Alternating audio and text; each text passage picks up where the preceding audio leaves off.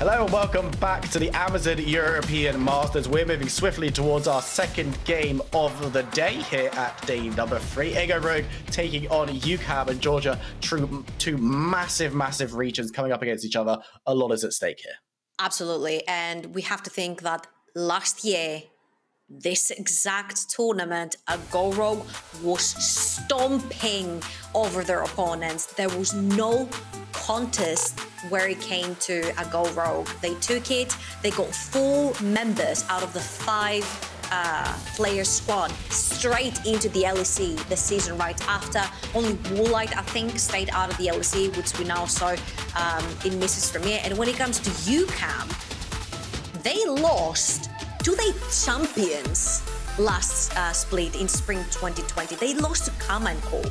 They lost to Kamenkorp for such a tiny little mistake. Had this been a best of 5 in the previous quarterfinals, we could have been talking about that UCAM, that iteration of UCAM, stepping up and taking it on with the champions. But I'm expecting the same. A lot of the members have stayed the same in the Spanish team, so I'm expecting a lot of domination coming out of that region. 2 very strong rosters, player on player, but we've got a little bit more context now, having seen that last game, because you know, Mrs. Premier, they looked so good, and Rogue, yeah. Ego Rogue took them close. And UCAM, on the other hand, didn't run away with their game over Anorthoses, who didn't really impress me in the last game we just saw from them there. So maybe we're going to see something a little bit different, because a lot of people that we've talked to, a lot of analysts are saying UCAM are the team that's expected to qualify out of this group and are maybe favorites to go a little bit further in this tournament. I don't know if that's going to be the case. If Ego Rogue can pick up a win here, then it's all to play for. I think the group is quite open as well. It has like a lot of great teams in there. But a Go Rogue coming in as the 3rd seed, coming in through play-ins. I think we've talked about the strength of playing a couple more games, having these games under your belt, being warmed up and ready to play in the tournament compared to the other teams getting straight into the groups like UCAM. So we'll see if a Go Rogue have been shaken up from the loss and they're ready to take on UCAM. Well, we're into Champ Select. UCAM are on the blue side. Ego Rogue find themselves on the red. Interesting to see what's going to be taken away here. Simivak on the Camille is a monster, so get rid of that one, and the Ziggs is going to go away as well. We saw it's a really big problem having the Ziggs into the late game. One bomb will destroy an entire team fight. You don't have to start the team fight, just throw the bomb, take everyone down to 30% HP, and then see the map falling apart. So the Ziggs is a really big problem because it can be played down the bot lane as well. It's a big flex pick, so take him out of the way. Big picks such as the Thresh, the Viego, the Varus are still up and available that we usually are seeing being banned. Something like the Rise as well. So I'm expecting to see some of them being banned out here. What is it going to be for a Go Rogue? Because I'm thinking that now that the Rakan isn't in, the Thresh is something that you can choose to ban away as well and get rid of the 2 more S-tier support picks, I would say. I'm thinking about Viego as well. It's going to be the Ezreal remove, so Viego open, Thresh open, Xin Zhao open. Some of these champions that we get to see pretty frequently here in this tournament so far, but we'll have to see what UCAM decide they want to put preference on, because there's so many power picks. Ego Rogue, by taking away the Ezreal, have given themselves a couple of very strong pickups themselves. I think you either snatch the Viego here or you snatch the Thresh, whatever you want to give priority to. Picking the Thresh right here, I think, is a great pick because you can pair it up with a lot of potential down the bot lane. You can even have something like a Seraphine, a Syndra down board, or you can have the more traditional AD carries, the Jinx, the Aphelios comes to mind. Seeing if something like the Ornn potentially gets locked in here, or something like a tank or a melee, you could potentially go with something like the Aphelios that gives you so much value in the later on team fights to come. It's going to be the Xin Zhao. I think we all saw that one coming a mile away, but the Viego does mean that they're handing it over potentially, unless they want to go for it in a solo lane here as well. But Lurox feeling very confident on this pickup. And I mean, at this point in this tournament, if you're a jungler and you're not confident on Xin Zhao, what have you been doing? I don't know, man. We saw a lot of LEC teams prioritize things over the Xin Zhao. They were prioritizing the Lee Sin, for example, over the Xin Zhao, the Trundle over the Xin Zhao. So seeing here the Xin Zhao being prioritized over the Viego gives me a lot of question marks. I'm expecting UCAM to reply with possibly their mid lane and their jungle duo right here, because the mid jungle duo for the sort of a Go Rogue looks extremely strong. So you need something that is going to contest in priority in the mid lane, but also reinforce the 2v2 potential. So something potentially like a Orianna or like a Rise could come through here for UCAM. We have to see what they decide to go for. Of course, the Aphelios is going to be locked in alongside that Thresh. It's a premium bot lane, and UCAM have secured it for Rafitta and Hantera. And now, yeah, it could just be this mid lane pickup. It does allow the jungle pool to get squeezed a little bit, and they lose out on that Viego. But it would mean that they get the counter pick completely uncontested, because the only real mid lane that's been banned away is the LeBlanc, which they banned themselves, but was also what Baca chose to play last time. I think here they might actually go for the jungle. I think you need to snatch the Viego right here, no matter what. No. Okay. Well.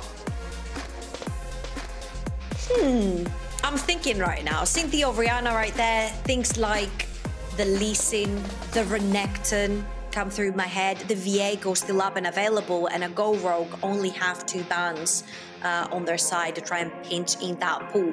The drafts are all over the place. Nothing is matching nothing except the 2 mid laners. So we've got a bunch that could potentially be banned out. I'm thinking that, you know, Gangplank could potentially be a good ban from the side of UCAM, but a Go Rogue has already chosen to pick their solo laners, so that's not going to come through. The Lee Sin we're talking about for Hadess, that pairs up really well with the Orianna is out. I'm also expecting a Viego ban as well, unless they want to force him to it, which I don't know why they would, because it pairs up really well with the Orianna. And on the other side, you can start banning a lot of potential bot lanes, especially a lot of these supports that do really well into the Thresh. Maybe look at something like a Leona potentially. I mean, hear me out. The Lucker could play Syndra, and it could be the greatest bamboozle of all time. Just to be locking that one in early. It's going to be the Malphite, Lee Sin, and Ashe being removed so far, so they don't think the Syndra is going to go down into that bot lane. A couple of strong marksmen left up, though. I'm thinking that because the Thresh is on the side of UCAM, the Syndra doesn't go bot lane. I don't know. But I could be proven wrong, because the Tamkent is still up and available, and it is a champion that plays with a lot of immobile carries in the bot lane. And if they want to grab that Syndra and put it on Laka, that could be an option. But I think that this Syndra has been locked mid lane for the mid jungle duo. I've seen enough things here. He happens in European Masters so far already. I saw Ezreal mid yesterday, lest we forget. But well, that's Sevix, man. Come on. That's like the, what's it called? The exception to the rule. Yeah, true. And the Jhin is actually going to be locked in, which is an interesting one. Not sure we get to see loads and loads. And if you're talking about a bit of immobility against the Thresh, then Jhin, he can run, but he can't really dive away. So why I do like the Jhin right here is because it forms a really good concept for the rest of the team. Syndra throwing balls around, Jayce doing the same, and then Jhin playing from a lot of distance away. It's going to be really hard for UCAM to catch up to them. So I do really like what they're doing here. And UCAM are just piling team fight onto team fight onto team fight onto team fight. Viego stayed open throughout the entire picks and ban space. I feel like a Go Rogue are pushing Hadess to go towards that pick. There's something like the Volibear or the Trundle still available if you choose to go for something more team fight heavy. I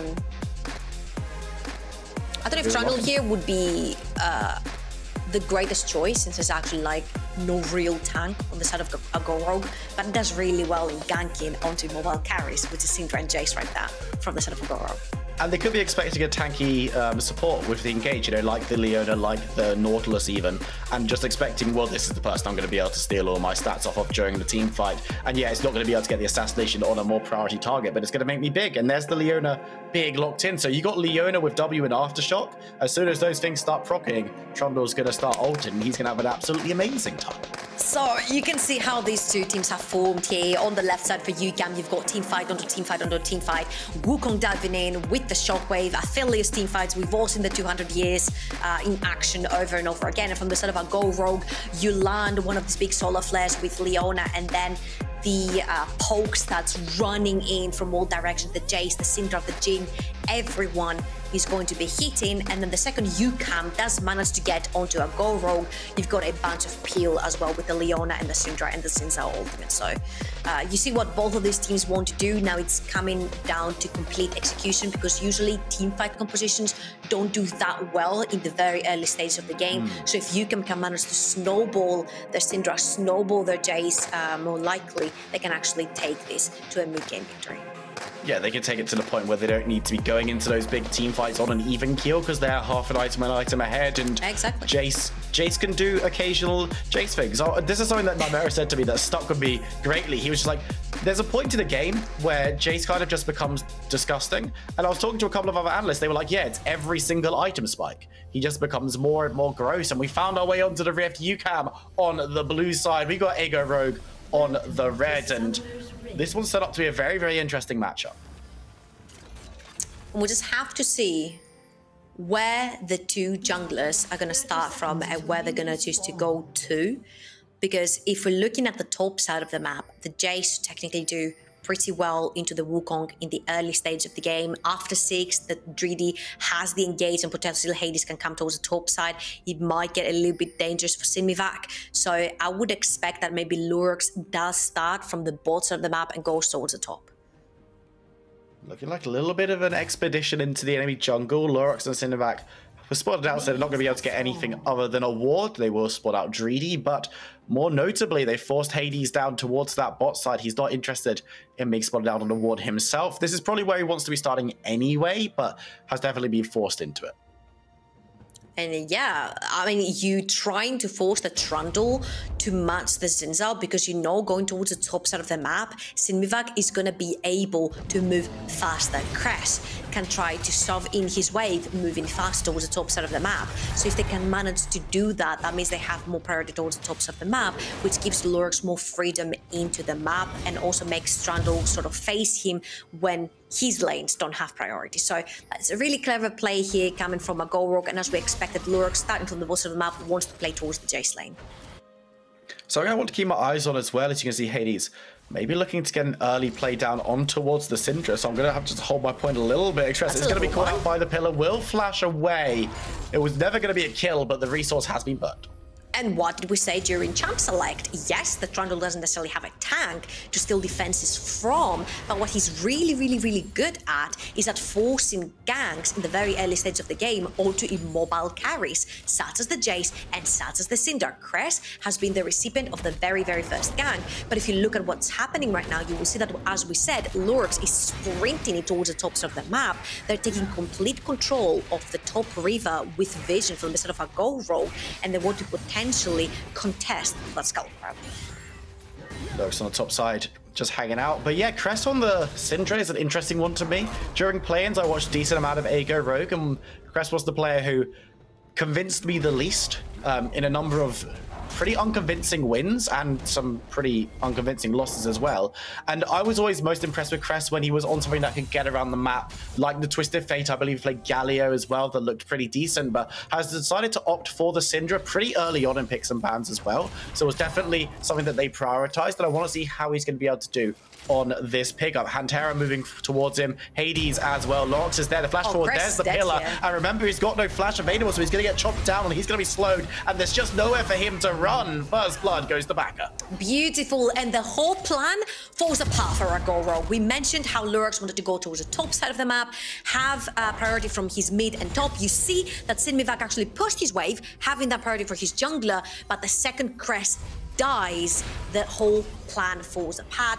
Top side of the map has been secured for the side of UCAM, which is not something that a Gold Rogue wanted, because they want to play towards that Jayce. They want to try and make sure that the Jayce stays as safe as possible, and they play for the top side of the map. And right now, the whole plan has been turned around. Lurox has to play towards the bottom side of the map. This is why you see that Pyrka also roams too.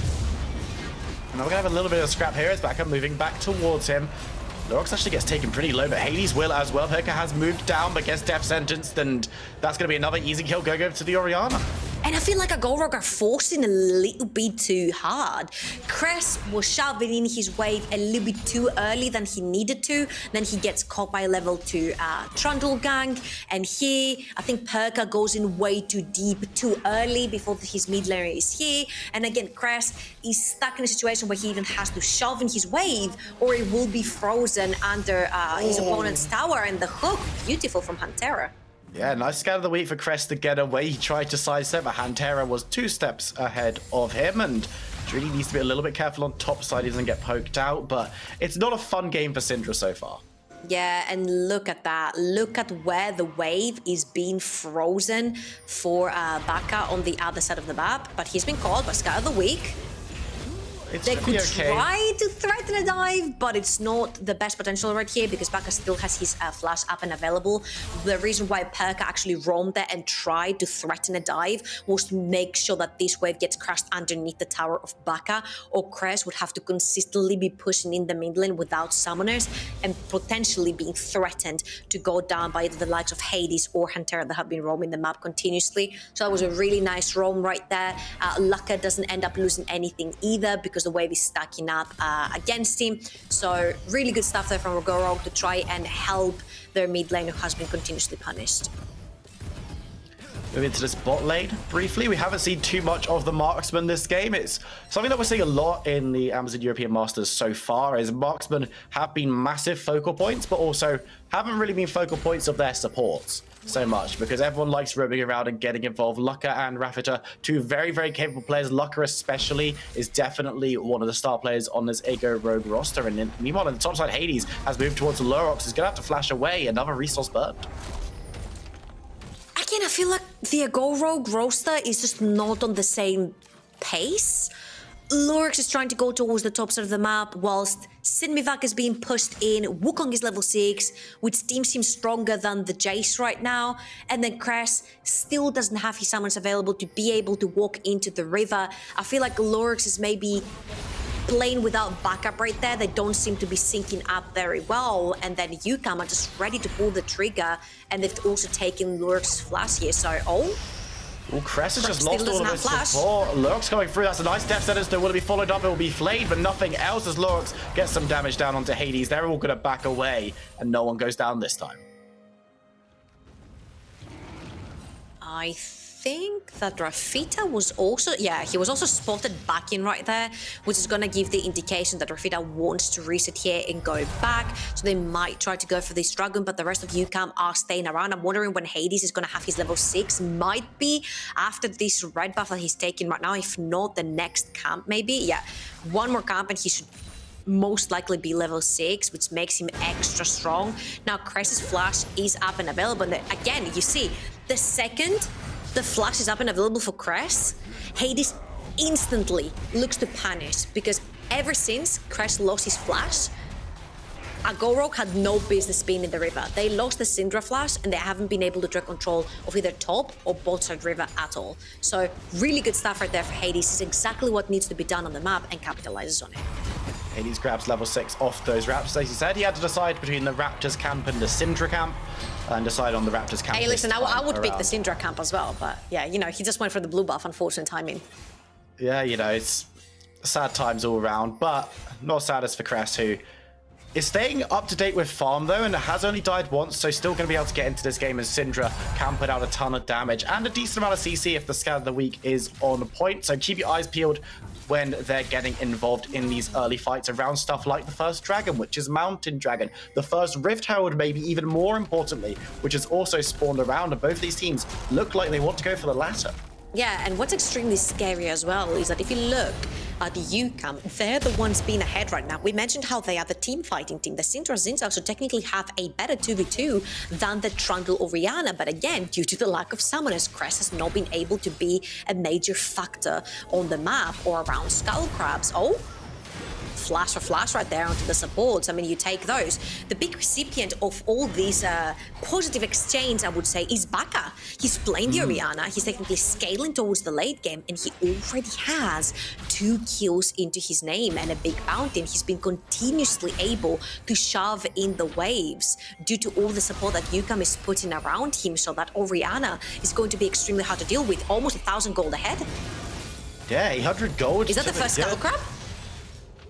I don't know if it's the first, but it's going to be secured by Rogue. It only took 4 members in that river for the Skull Crab to go down. I mean, it's a response because UCAM had lots of members as well, so both of these teams putting some priority on it, but it is going to be UCAM who start up the Rift Herald, and they're on complete vision, but they're confident and they have support hanging in the wings, so it looks like Ego Rogue not even remotely interested in contesting that one. They're going to try and maybe jump onto Baca and get themselves a couple of stuns, but it will be the Dragon that's the primary focus. And you see how a team that usually wants to snowball in the early wants to take the Rift Herald, pop it down, grab some more turret platings, put it onto the early game carry's pockets, and then try to snowball. And that carry could potentially be Chres on the Syndra or Simivak onto that Jayce. But what UCAM is doing is trying to push Jayce out of his lane because he hasn't been a significant threat yet to the Wukong. Wukong is about like 6 CS behind, which is absolutely nothing. You pop the Rift Herald up the top as well. You got a lot more gold into the monkey. You make him into that team fight machine that you want him to be later on. So I feel like it was a really good read right here from UCAM to try and go for the Rift Herald instead, because they're like, cool, later on when we want to go for this Dragon, when we want to stop the stacking from a Go Rogue, we've got the team fight, so we'll be able to take them on when we have more gold. There's still a few more minutes as well to grab themselves those tower plates and to get that gold lead going even further for UCAM. Hadess has it in pocket, so keep your eyes peeled on investment banker Trundle, seeing where he's going to want to give that gold over. Meanwhile, reminder, there are 2 marksmen in this game. Just quickly remind you before we go back to the real We do have action. 5 members each, yes.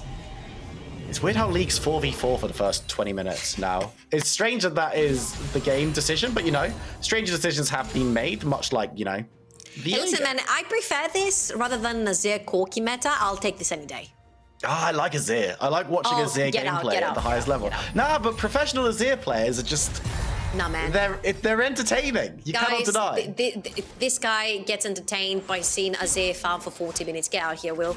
No, but it's what he does at the 45th minute. Oh, yeah, so you sleep in the first 40 and then somebody wakes you up to see the Azir plays. Nice. Yeah.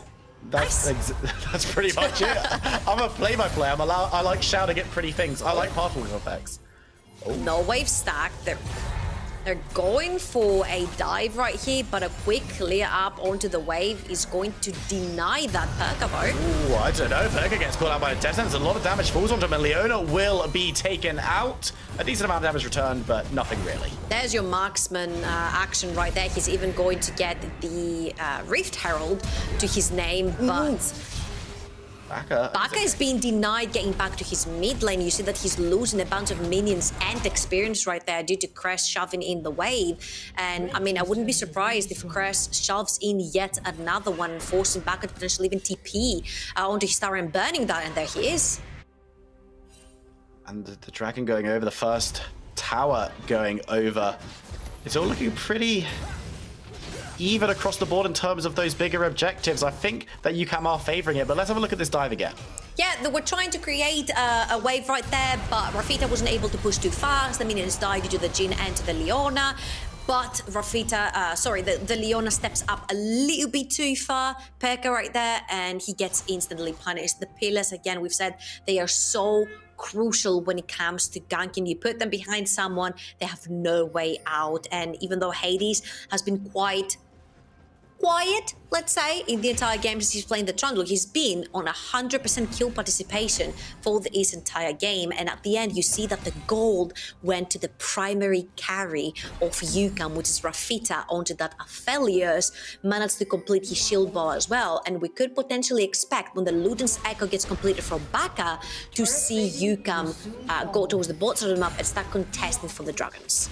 yeah, start trying to fight as much as possible on those spikes because their champions can do it, their items can do it, and at the moment the players are showing that they can do it as well. Have yet to lose a member, have yet to really lose out on a play, because remember that dragon was exchanged for the Rift Hell, which is probably higher priority, and you can see gold on the bottom of your screen right now. Decent amounts across the board. 1,000 in the mid lane. 1,000 in the mid lane and 1,000 on the marksman in the bot lane as well. So again, the two major carries for the side of UCAM are already 1k above their counterparts onto a gold rogue. And you see how now they've transitioned that Aphelios towards the top side of the map. A gold rogue are a little bit late to the play and they have to wait. And Rafitta keeps pushing waves and waves and waves and waves. And a lot of these minions are being lost in the transition from a gold rogue because they're trying to chase the play and they're falling a little bit behind.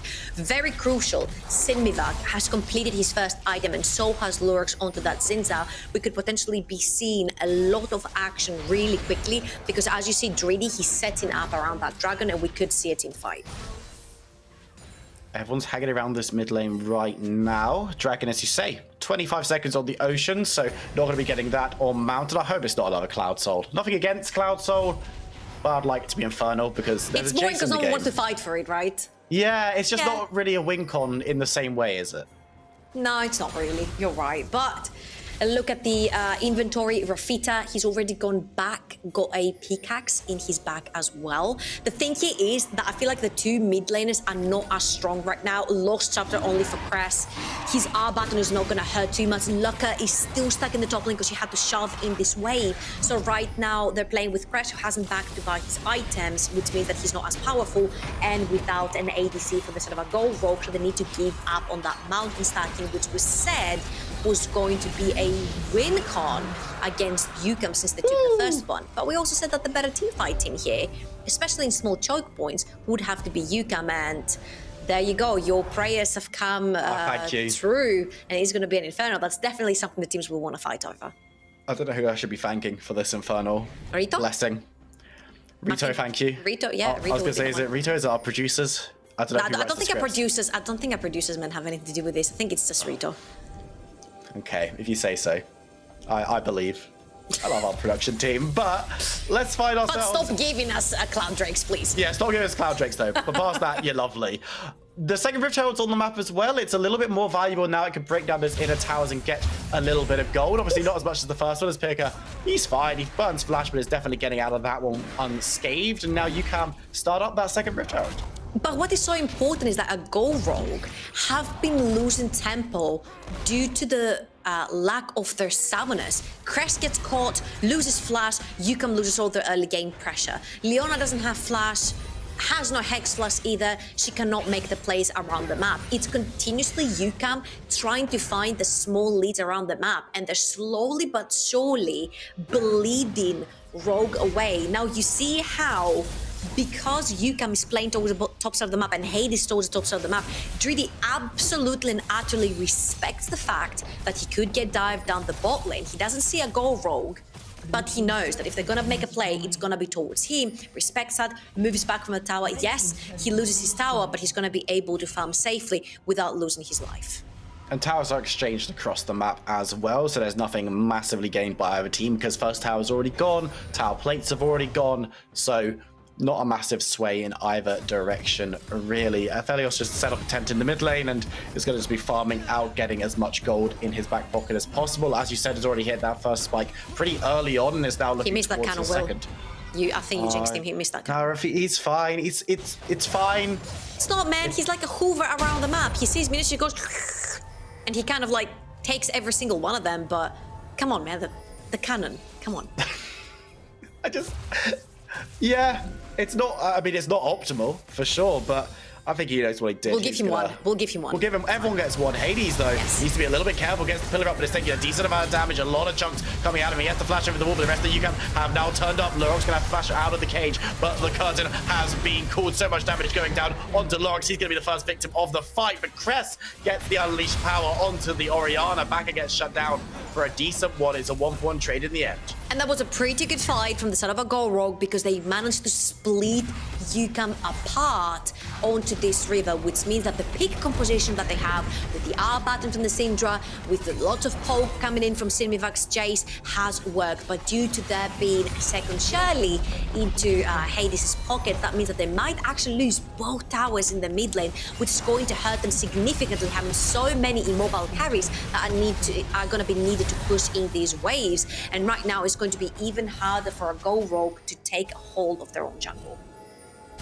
And UCAM are just going to be backing away. Baca obviously fell in that last fight, but was able to go top and with the teleport though, so that's now down. Was that worth it? He teleported in for 3 minions, so Baca has been continuously forced to TP after Chres's pressure on the map. So he made the wrong move, he got punished towards the bot side of the map, Chres shoves in his wave, Baca has to teleport.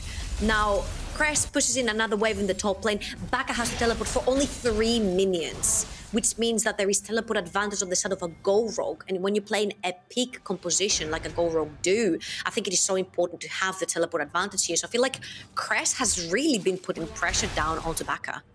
And it's double teleport advantage as well, because of course Simivak has it while Dreedy does not. So it's going to be much easier for Rogue to play around the map for the next couple of minutes. And the first thing that could be noted, actually, they're going to try and get a pick up on it to Pyrka, and he's not going to be able to go absolutely anywhere. Nice stun comes down as members of ADC Rogue are going to be turning up, and the teleports are being channeled, but they're a little bit too late to save the Leona. And now Lurox is in trouble. Look at the side though. Hadess getting onto Simivak, looking to get onto the Jayce. He's burning low, but does get healed. Nice ultimate only lands onto the Zhao though, which will keep Lurox in the fight a little bit longer. Dreedy goes in, Cyclone Kit picks up one. Can't get anything else, though, but has a second charge, remember, because of that rework, and there's the second kill. Hadess securing it free on the fight, but he's going to go down. No more Trundle. The last shot does nothing as Rogue lose triple members to 1. UCAM take the fight. Again, a little bit overzealous by Pyrka. He is the moving gear for the side of a Go Rogue. He's the one that has to be starting the fight, locking people into place. He walks into a pink water bush, and again, Hantera has been on point with his hooks. And even though, you know, Pyrka will go into the stopwatch and he will try to gain some time for his team, it just does not work out. Rafitta barely gets out alive there as well from the start of the week of Chres, and then it's just chaos. Dreedy has the flank right there, will take down Simivak, and the Lurox will be get caught into the crossfire right there, lose his life, and that looked really close. The curtain call with all the spells from Syndra looked so close, but due to the fact that Rafitta has the sniper and the Infernum, it's just really hard to get anyone near him, especially with Baca's balls around. Balls? No, ball. Chres has balls. Baca has only one. This is true. Yeah. The difference between two that's the only difference between Syndra and Orianna. Between Chres and Baca, right? Yeah. Just number of balls that they have at their disposal, but yes. Half of the teleport advantage was burned on that last play. So now it's just Simivak on this Jayce who has that one, because Chres had to teleport to the fight, which didn't go so well. And actually, Dreedy's teleport is going to be coming up in the not too distant futures backers as well. So they've set themselves up for teleport advantage in the nearest future. And hey, Baron's on the map. Third Dragon could be on the map in 4 minutes as well. It's not bad times to be a UCAM fan. Yeah, and again, you see Hadess is trying to find the picks on the map. Lurox, remember, no flash. He could be going down. No, I think he is going down. There's really nowhere that he can go. Tries to dive away, but won't be able to do so. And it's Rafitta who secures the kill. This big Baron, it is 22 minutes into the game. They've got plenty. Yep, look at the guns that are on Rafitta right now. Not the best combination, because you've got the gun. There you go. He's got the chakrams right now. He can melt through this big purple wall, man. Against Rogue can press the godly button and try to steal. I don't see the Baron going to them. Yeah, it's going down pretty slowly though, as members had to peel off, and the fourth shot is being held to maybe try and get some damage down. Chres is hanging over the back of the wall. A decent amount of damage. Dreedy blocks out the fourth shot. Can they get the Baron down? Where's the steal? What's the opportunity? It's not going to be done. It's Hadess securing it on the Trundle, and all 5 members of UCAM get out. Hadess has been playing so well on this Trundle. He's been playing into Lurox's face the entire game. They grab summoners and then they grab names. His pillars have been so instrumental into shutting a Go Rogue down before major objectives. And remember how we said, yes, UCAM forfeited the first Dragon, but they didn't care because they have the better team fight, and they can take every single fight later on to start stacking the Dragons back up again. And not only have they managed to take 2 of them, but now they have the Baron on their side as well. So what are they going to be able to do with this Baron then? What's the game plan here? What's the minimum that you want to see UCAM do with this Baron buff? So let's see first what's happening here, because Hadess knows that Lurox has no flash available. They see that the Jayce is bot lane. They see that the Syndra is top. They're way too far to try and help the jungler up in a bit. That's up in the jungle. And UCAM have 4 members running in and a really fed Aphelios. So they use up their advantage. They melt down the Baron, and now they can push in through 2 lanes. Let the Jayce do Jayce things and try to take down a lot of the base, because this is going to take away a lot of that vision they're going to have on the bot quadrant of Lurox's jungle, which is the very important one, because that's where you want your vision if you're UCAM and you're going for these dragons, so you can punish a go roll. So there you go. The waves have been synced. Top mid is pushing. Bot is going to push simultaneously as well, because Dreedy is stacking that one up, and they will most likely be able to get 2 inhibitors with 1 Baron buff. They're going to look to try and press into this inhibitor tower in the bot lane. The mid lane inhibitor, as you said, has already been defeated, and Lurox is doing his best to defend. Nice slowdown onto Baca, but he dodges away from the stun, showing that he's not weak, and Lurox being chased away on half health. I don't think this tower is too long for this world when members start focusing down Rafitta, especially that he will be able to dive onto it. So much damage going down. Simivak has been caught out, and the Collector will take its due as one goes over to the Aphelios. They pick up a 2nd kill on the side, as well as Chres is forced to back away under the Nexus towers. The inhibitors to focus, but the teleport's coming on through. They want to keep this minion wave alive. They want to push and see what they can get. Nice pillar, but Luck is on the right side of it, so he's going to be able to get away, but Chres is caught out by the shockwave and is deleted. First Nexus tower goes down. UCAM might be pressing forward to try and end this game here. Luck is forced back to the fountain. Baca is still standing strong in the damage on Lurox. He's going to get caught out by the death sentence, and truly it is a death sentence. He goes golden, but it's forced to back to his fountain. It doesn't matter that he's still alive, as hooks are thrown out. Damage is done, and UCAM pick up the 25-minute win. Wow, we've had 2 quite swift games, and if I may say, I think they both have been a little bit of a jungle diffy. I think Hadess was absolutely brilliant on that Trundle. The second he knew that if he took Chres's flash, Chres will not be able to get into these rivers. He was getting the crabs, he was getting the pigs, he was all around the map. I think that was great stuff coming in from the UCAM jungler, and UCAM seemed to be on a bounce, right? They're 2-0 up, they're looking much stronger. It was a little bit shaky yesterday, was it the day before, sorry, versus a North season. We're like, holy, is that the UCAM that almost beat K-Corp? Well, apparently this is the UCAM that almost beat K-Corp. And we set up for this UCAM Misfits Premier game where both teams are undefeated in this group. I'm so excited to see what happens in that one, but I'm more excited to break down the game that we just watched. So don't go anywhere, we're going to do just that in a few minutes' time. He's going to flash in, and he steals the bird! How did that connect by Edgeway? Dreedy! As EU Masters Champions!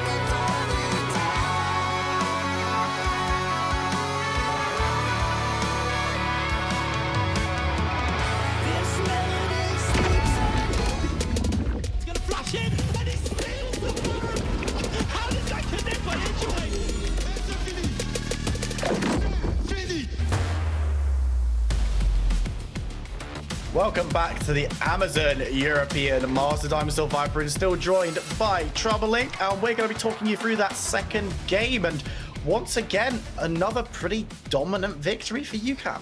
I'm just going to say it. I think that was, again, a jungle defy. I mean, UCAM played very well all over the board, but what Hadess did for the entire team, we were wondering why he didn't choose to go for the Viego. I don't think, man, the Viego could have done what his Trundle did right here. Like the level 2 jump onto Chres to grab his summoners, snowballed the entire map from there. He was leaving in the heads of a Go Rogue rent-free, and even though it was very quiet, because all he was doing was he was walking in, was putting up a pillar, and then Hantera was like finishing the job with one of his hooks, right? And I feel like, yes, Hadess did a lot of the work, but I don't think that Hantera's hooks, like a lot of them missed.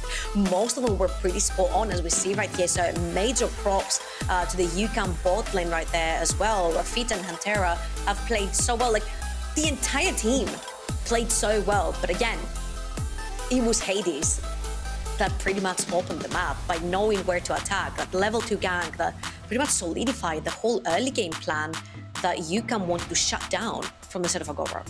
Yeah, I mean, talk about Hantera. This highlight package might as well just be a hook montage, because every single fight is starting off, and another one just being slugged in, not even a pillar there for the UCAM support, and he was just on such good points. I mean, the whole team was, you look at the stats there, never really in doubt for UCAM, and I think these teams are making up for that 52-minute game yesterday. They want to be getting on with things pretty quickly, because both of these games, they've been pretty speedy. Yeah, and you see that the game was still in a very early stage where the Syndra was doing a lot of damage. Like every time Chres would press his R button, somebody would instantly disappear from the map. The Jayce was doing a lot of work, but when it came to these team fights, man, UCAM were just so snappy. They were like, now that we have the Baron, we can just close it out, and they just instantly did it. They synced up their waves so well, which a lot of teams sometimes neglect to get their waves even and push them in at the same time. They were pushing in the mid, they were pushing in their bot, knew that the Jayce wasn't there, and just finished it from there. It was effortless almost from UCAM. Everything they were doing, a lot of the very correct things, they were just doing quietly behind the scenes. There wasn't really a big funfair about how they were setting up waves. There wasn't big fanfare about how they were sieging through. They were just always in the right place at the right time. The entire team was on the same script, which is something that for ADC Rogue, we questioned in the game. And I think it was held true, because they all did okay, but there wasn't really much cohesiveness in that roster. Yeah, it felt like Pyrka and Lurox were a little bit disconnected from the entire team. I feel if anyone stepped up was Chres. He continuously kept on taking Baca's TPs. He would shove in the way, force Baca to TP, get TP advantage. But I felt like a lot of times Pyrka would be a little bit too over-eager to make the play when they had the TP advantage, where they would just lose it on that current fight, and the TP advantage wouldn't matter too much. And it was just where they gained advantages, ADC Rogue, they weren't ever really able to transition them the same way that UCAM were. So the Spanish team, now they're 2-0. We're set up for a really exciting game against Misfits Premier. At the bottom of this group as well, Anolfo says, didn't look too great today, but ADC Rogue also looked outclassed. So that is going to be another very exciting. This group is being set up for some very interesting games moving forward. Absolutely, but I think the two teams at the top, Misfits Premier and UCAM, have made a solid case for themselves. I think they both had pretty stompy games, if you will, to their favors today, and they're stepping up. They're stepping up. They're looking really, really good. And I mean, I want to see more Hantera Thresh. I don't think this is kind of like the Cabochard Lee Sin. I don't know if we get to see that pick again, just because of how clean it was. But I mean, as you said, the Trundle also looked really good. Baca on the Orianna. There's just so strong performances from this UCAM team, and have definitely put themselves in the conversation with some of those bigger names in the tournament as well. Yeah, and my wonder here is if I'm looking through to the next game, if I'm not wrong, it's going to be Movistar Riders versus Strict. Is this also going to be a jungle defeat? Because I feel like junglers from both Misfits Premier and UCAM stepped up so much. They literally destroyed the games from level 1 on Misfits Premier and level 2 on UCAM. So I'm expecting maybe a level 3 from the Movistar Riders versus You want to see that jungler take it to the next level from both of these teams? Well, we're going to find out if they can do so in a few minutes' time. We're going to go to a short break. When we come back, can Trick get revenge for what happened yesterday? And can Movistar Riders keep up their good form? Don't go anywhere. We'll find out in a few minutes. Is it gonna be a jungle TP again? Oh. He's gonna flash in, and he steals the farm! How does that connect by entry? As EU Masters Champions,